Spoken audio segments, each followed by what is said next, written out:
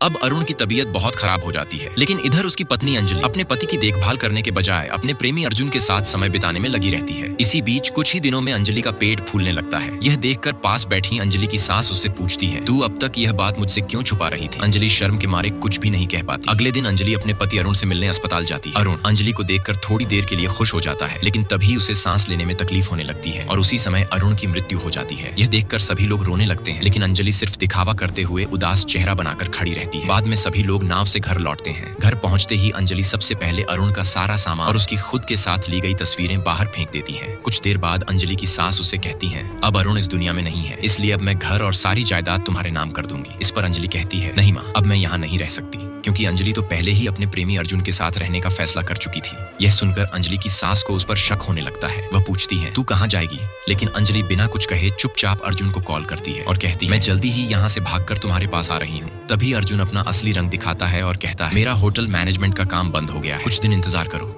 उसी समय अंजलि की सास अंजलि को किसी से बातें करते हुए देख लेती है, जिससे उन्हें और भी शक हो जाता है। रात को जब अंजलि की सास उसके कमरे में कुछ कपड़े लेने जाती है, तब वे देखती हैं कि अंजलि के मोबाइल पर बार बार अर्जुन नाम से कॉल आ रहा है। वे कॉल रिसीव कर लेती हैं। दूसरी तरफ से अर्जुन बोलता है, मैं कब से इंतजार कर रहा हूँ, तुम कहाँ हो, जल्दी आओ। यह सुनते ही अंजलि की सास को सारा सच समझ आ जाता है, लेकिन वे बिना कुछ कहे चुपचाप रह जाती हैं। अगले ही दिन वे फिर से अरुण की तस्वीर दीवार पर लगाती है। यह देखकर अंजलि पूरी तरह से हैरान रह जाती है। नेक्स्ट पार्ट के लिए लाइक और कमेंट करें।